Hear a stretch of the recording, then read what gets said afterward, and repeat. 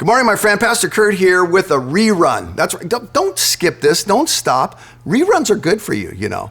And here's the rerun, Galatians 6:9. You say, Pastor Curt, I've heard you a couple times this last couple of weeks. You're always going on Galatians 6:9. That's right. I'm going to keep preaching it till you start doing it. What is Galatians 6:9? Let us not become weary in doing good, for at the proper time we will reap a harvest if we don't give up. Here's my goal, to get you into the season of don't give up-ism. Because when you actually show the resilience, the toughness of I'm not staying down, I refuse to stay on the ground. I don't care how many times I get knocked down, I'm getting back up again. When you become that person, you become significant, formidable, and you can do so many good things. What is it that causes us to grow weary? Well, I want you to go back and look at my last few refuels. I'll give you some hints. There's some great content there from some really great leaders that I stole it from.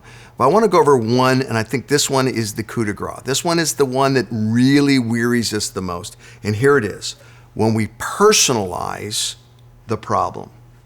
What do I mean by that? You see, a lot of times what we'll do to save our own ego, thinking it's a good strategy of protection for ourselves, is we'll take the problems we're dealing with and we'll blame them on others. Sometimes the others are to blame.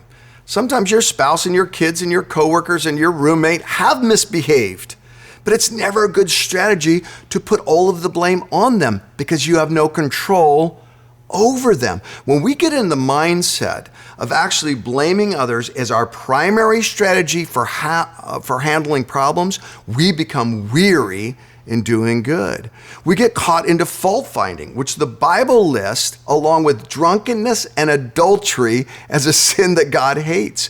We get involved in grumbling. What is grumbling? When we rehearse the problem over and over with someone else instead of the person we have the problem with. And we get involved in passive engagement.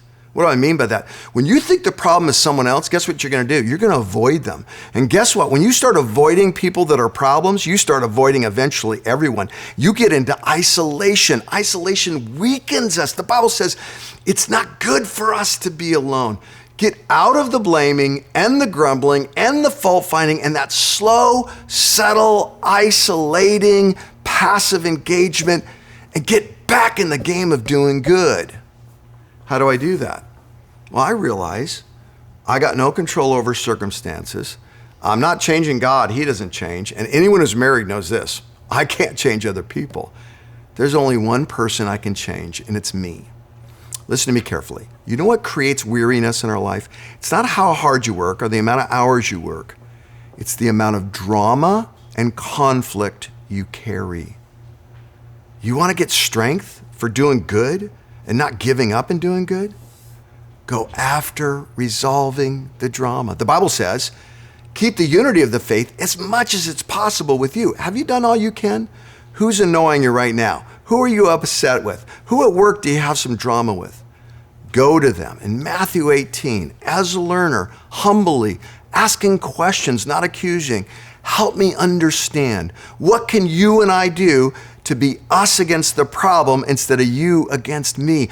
Come in the spirit of love, acceptance, and forgiveness that God has already given to you. Love as you've been loved, accept as you've been accepted, forgive as you've been forgiven, and see what God does in reuniting relationships. And even just one relationship that goes down the path of reconciliation will bring joy and peace and ease into your life. My friend, don't hesitate. Do it today. Make a list of the people that annoy you and go love them and see how much weariness leaves your life and joy and strength comes into it.